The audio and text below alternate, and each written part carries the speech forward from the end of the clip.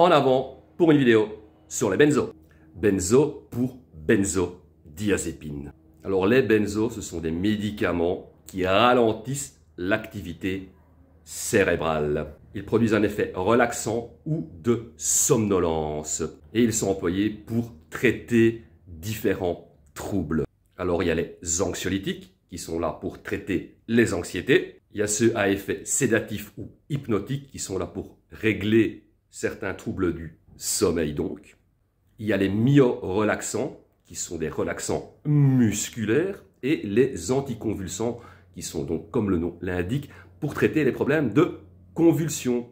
Ils sont aussi employés certains pour les sevrages à l'alcool. Par exemple, dans mon cas, j'ai reçu du Valium pour éviter donc de faire des crises d'épilepsie, voire peut-être de convulser. Mais je pense que c'était plus pour les crises d'épilepsie et l'effet aussi myorelaxant qui détend bien et aussi pour un peu assommer parce que voilà, on a besoin de dormir quand on est en sevrage. La liste des benzos est assez longue. Il y en a une bonne grosse vingtaine. Je vais juste vous en donner quelques-uns, les principaux, les plus connus. Alors, il y a l'alprazolam ou Xanax, le clorazépate ou Tranxtène, le diazépam ou Valium, le zolpidem ou Sublinox.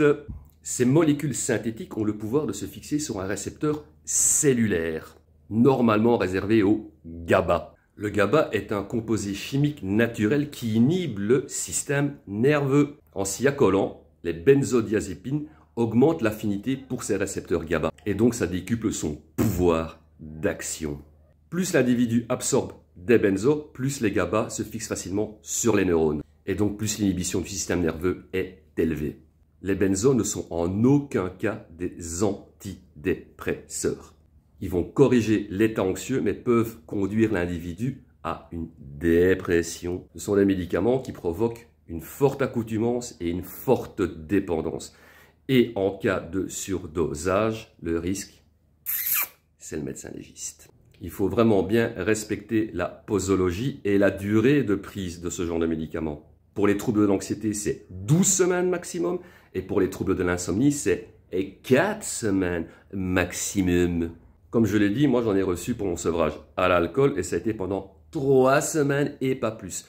4 par jour, plus ou moins la première semaine. Et puis après, ils ont commencé à en retirer au fur et à mesure, comme ça, un petit peu, pour arriver à 0 à la fin donc des 3 semaines. Les benzos peuvent aussi entraîner des effets secondaires. Et là, il y a une petite liste aussi. Il peut y avoir de la confusion, de la somnolence, de la constipation, des étourdissements, des pertes de mémoire ou de la faiblesse musculaire, des problèmes d'élocution et une perte de la coordination et de l'équilibre. De cette liste-là, dans mon souvenir, parce que ça entraîne quand même des pertes de mémoire, moi j'ai surtout eu la première fois un solide étourdissement et beaucoup de somnolence et de sensations de relaxation musculaire. À part ça, d'autres personnes peuvent faire des délires, des hallucinations, avoir une anxiété soudaine, des problèmes cutanés, donc des boutons, de la nervosité et de l'agitation, de l'irritabilité et de l'agressivité, mais surtout, et c'est là le danger, une sensation d'euphorie. Donc c'est pour ça que souvent, les benzos peuvent être détournés de leur usage premier pour se sentir pété. Comme je l'ai dit, c'est un médicament qui provoque accoutumance et dépendance. Et la dépendance, elle est un poil psychologique, mais surtout physique aussi. Donc quand on se retrouve avec une accoutumance à ce genre de produit, on va être obligé d'en prendre plus pour ressentir les effets. Et là, le surdosage peut arriver très vite. Et comme je l'ai dit, là, ça peut se finir chez le légiste. Alors les mélanger avec d'autres dépresseurs du style alcool ou opioïdes, ça peut être très dangereux. Prenons le cas du Xanax. Le Xanax peut provoquer une espèce de sensation d'ivresse. Donc le mélanger avec de l'alcool, voilà, les molécules vont rentrer en synergie et là on va se retrouver complètement HS et là ça peut être super dangereux.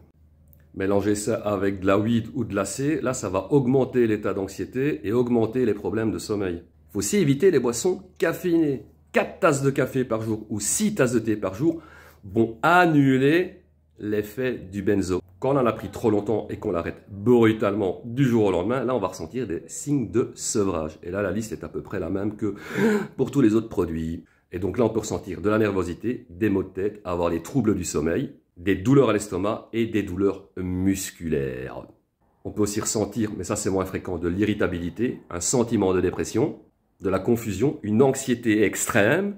On peut avoir des tremblements, voire faire une crise d'épilepsie. Il peut aussi avoir de grosses sueurs et on peut même faire des hallucinations et avoir une perte de la réalité. Donc c'est des médicaments à ne pas prendre à la légère. On n'en prend pas pendant trop longtemps, on ne dépasse pas la dose prescrite.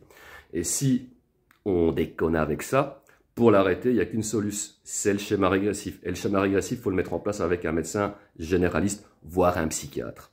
Et c'est avec lui qu'on va déterminer la durée des paliers. À savoir qu'on va commencer à une dose bien précise, puis on va passer à une autre dose, et ainsi de suite. Mais voilà, au plus on se rapproche de la fin du schéma régressif, au plus les paliers seront longs. Un dernier conseil pour la route. Quand on reçoit ce genre de médicaments, et même des médicaments en général, on lit bien la notice pour savoir ce qu'on prend. C'est important de le savoir quand même.